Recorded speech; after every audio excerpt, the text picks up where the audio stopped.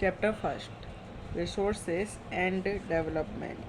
Can you identify and more the various items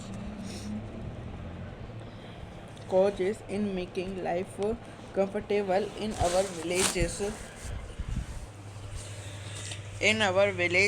and towns? List the items and name the material used in their making. Everything available in our environment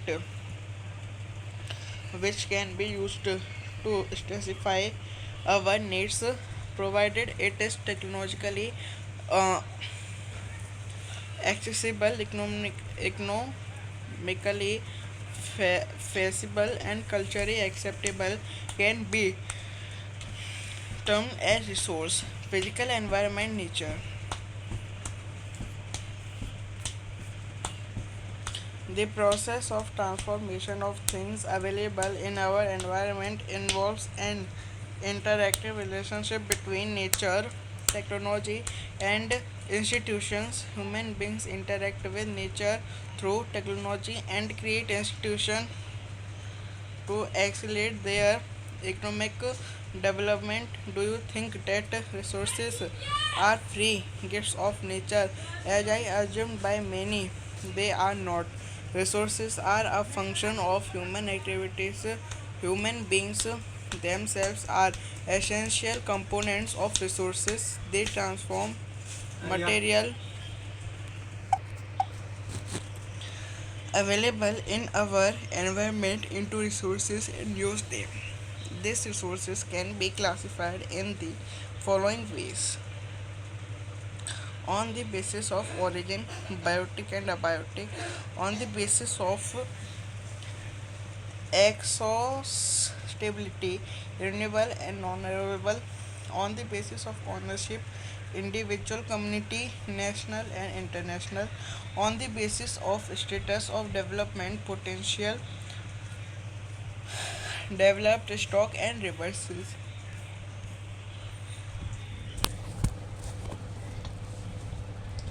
संसाधन एवं विकास। क्या आप उन वस्तुओं का नाम बता सकते हैं जो गांव और शहरों में हमारे जीवन को आराम पहुंचाते हैं? ऐसी वस्तुओं की एक सूची तैयार करें और इनको बनाने में प्रयोग होने वाले पदार्थों का नाम बताएं। हमारे पर्यावरण में उपलब्ध प्रत्येक वस्तु जो हमारी आवश्यकताओं को पूरा करने में प्रयुक्त की जा सकती है और जिसको बनाने के लिए प्रौद्योगिकी उपलब्ध है, जो आर्थिक रूप से संभाव्य और सांस्कृतिक रूप से मान्य है, एक संसाधन है। हमारे पर्यावरण में उपलब्ध वस्तुओं की रूपांतरण प्रक्रिया प्रकृति, प्रौद्योगिकी और संस्थाओं के पारस्परिक क्रियात्मक संबंध में निहित है। मानव प्रौद्योगिकी द्वारा प्रकृति के साथ क्रिया करते हैं और अपने आर्थिक विकास की गति को तेज करने के लिए संस्थाओं का निर्माण करते हैं। क्या आप भी अन्य बहुत से लोगों की तरह संसाधनों को प्राकृतिक उपहार समझते हैं? ऐसा नहीं है। संसाधन मानवीय क्रियाओं का परिणाम है। मानव स्वयं संसाधनों का महत्वपूर्ण हिस्सा है। वह पर्यावरण में पाए जाने वाले पदार्थों को संसाधनों में परिवर्तित करते हैं तथा उन्हें प्रयोग करते हैं। इन संसाधनों का वर्गीकरण निम्न प्रकार से किया जाता है: उत्पत्ति के आधार पर, नवीकरण योग्य और अनवीकरण योग्य। द्वितीय, समयावता के आधार पर, नवीकरण योग्य और अनवीकरण योग्य। स्वामित्व के आधार पर, व्यक्तिगत, सामुदायिक, राष्ट्रीय और अंतर्राष्ट्रीय। विकास के स्तर के आधार पर, संभावी, विकसित, भंडार के संचित कोष। फिर develop and resources. Resources are vital for human survival as well as For maintaining the quality of life, it was believed that resources are free gifts of nature. As a result, human beings used them in indiscriminately and and this has led to following major problems: depletion of resources for specifying for grade of a few individuals, accumulation of resources in few hands, which in turn divide the society into two segments. Example: have and have nots or rich and poor. In indiscriminate exploitation of resources has led to global ecological crises such as global warming, ozone layer depletion, environmental pollution, and land degradation. An equitable distribution of resources has become essential for a sustained quality of life and global peace. If the present trend of resources depletion by a few individuals and countries continues, the future of our planet is in danger.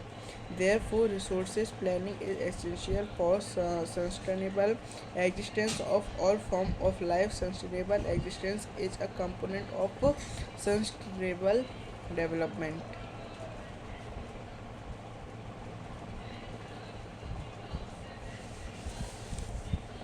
Sustainable development. Sustainable economic development means development should take place without damaging the environment, and development in the present should not compromise with needs of the future generation. संसाधनों का विकास. संसाधन जिस प्रकार मनुष्य के जीवन यापन के लिए अत्यावश्यक हैं, उसी प्रकार जीवन की गुणवत्ता बनाए रखने के लिए भी महत्वपूर्ण हैं। ऐसा विश्वास किया जाता था कि संसाधन प्रकृति के निःशुल्क देने हैं। परिणाम स्वरूप मानव ने इनका अंधाधुंध उपयोग किया है, जिससे निम्नलिखित मुख्य समस्याएं पैदा हो गई हैं। कुछ व्यक्तियों के लालचवश संसाधनों का ह्रास, संसाधन समाज के कुछ ही लोगों के हाथ में आ गए हैं, जिससे समाज दो हिस्सों संसाधन संपन्न एवं संसाधनहीन अर्थात अमीर और गरीब में बंट गया। संसाधनों के अंधाधुंध शोषण में वैश्विक पारिस्थितिकी संकट पैदा हो गया है, जैसे भूमंडलीय तापन, ओजोन परत अवक्षय, पर्यावरण प्रदूषण और भूमि निम्नीकरण आदि है।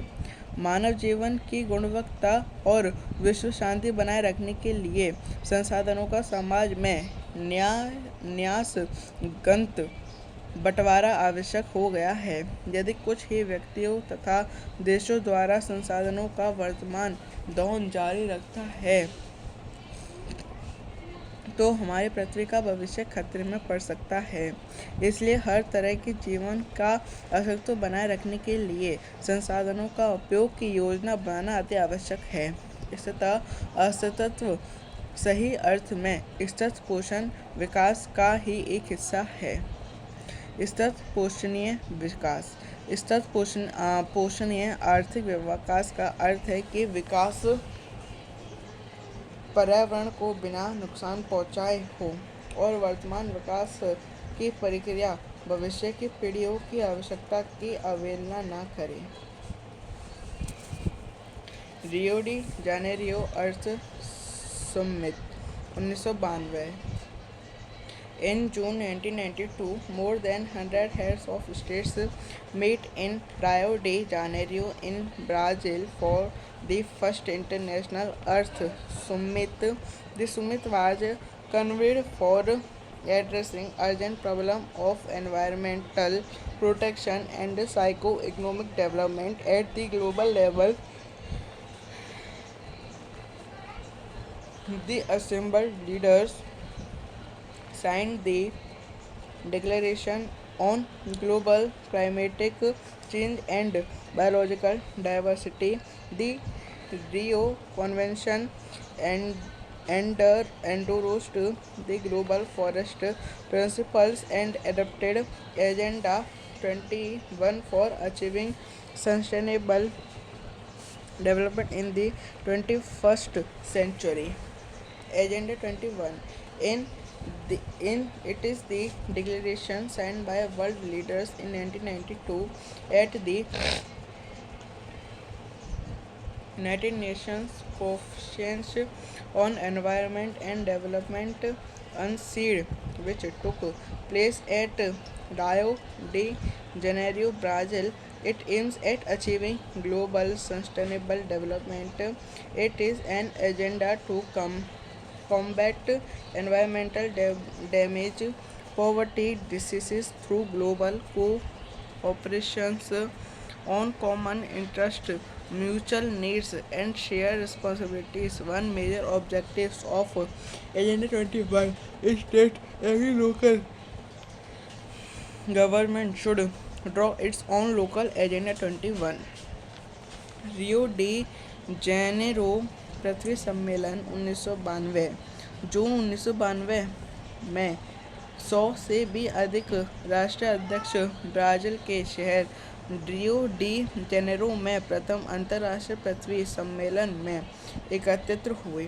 सम्मेलन का आयोजन विश्व स्तर पर उभरते पर्यावरण संरक्षण और सामाजिक आर्थिक विकास की समस्याओं का हल ढूंढने के लिए किया गया था। इस सम्मेलन में एकत्रित नेताओं ने भूमंडलीय जलवायु परिवर्तन और जैव विविधता पर एक घोषणा पत्र पर हस्ताक्षर किया। रियो सम्मेलन में भूमंडलीय वन सिद्धांतों फॉरेस्ट प्रिंसिपल्स पर सहमति जताई और 21वीं शताब्दी में सतत पोषणीय विकास के लिए एजेंडा 21 को स्वीकृति प्रदान की। एजेंडा 21 यह एक घोषणा है जिससे 1952 में ब्राज़ील के शहर रियो डी जेनेरो में संयुक्त राष्ट्र पर्यावरण और विकास सम्मेलन UNCED के तत्वाधान में राष्ट्राध्यक्षों द्वारा स्वीकृत किया गया था। इसका उद्देश्य भूमंडलीय सतत पोषणीय विकास हासिल करना है। यह एक कार्यसूची है जिसका उद्देश्य सम्मान हेतु पारस्परिक आवश्यकता एवं सम्मिलित जिम्मेदारियों के अनुसार विश्व सहयोग के द्वारा पर्यावरण क्षति, गरीब और रोगों से निपटना है। एजेंडा 21 का मुख्य उद्देश्य यह है कि प्रत्येक स्थानीय निकास अपना स्थायी एजेंडा 21 तैयार करे। Resources planning. Planning is widely accepted strategy for judicious use of resources. It has importance in a country like India, which has enormous diversity in the availability of resources. There are regions which are rich in certain types of resources but are deficient in some other resources. There are some regions which can be considered self-sufficient in terms of availability of resources, and there are some regions which have acute shortage of some vital sources. For example, the states of Jharkhand, Chhattisgarh and Madhya Pradesh are rich in minerals and coal deposits. Arunachal Pradesh has abundance of water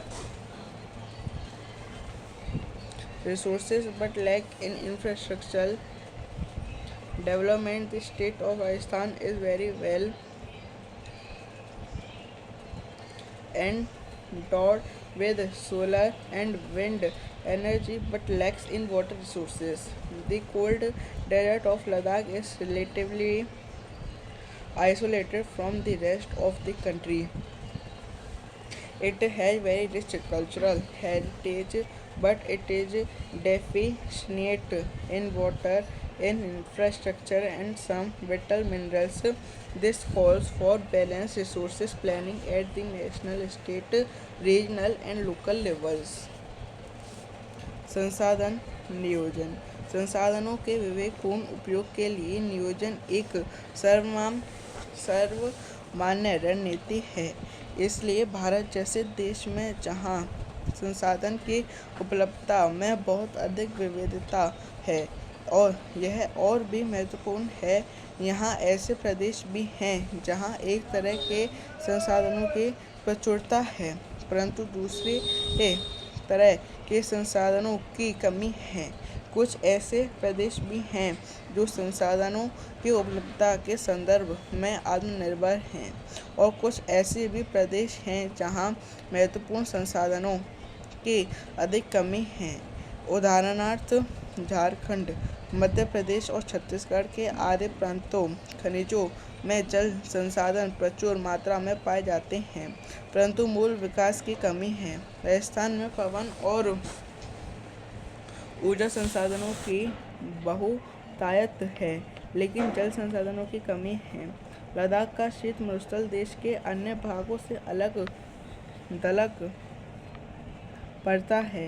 यह प्रदेश सांस्कृतिक विरासत का धनी है परंतु यहाँ जल आधारभूत अवसंरचना तथा कुछ महत्वपूर्ण खनिजों की कमी है।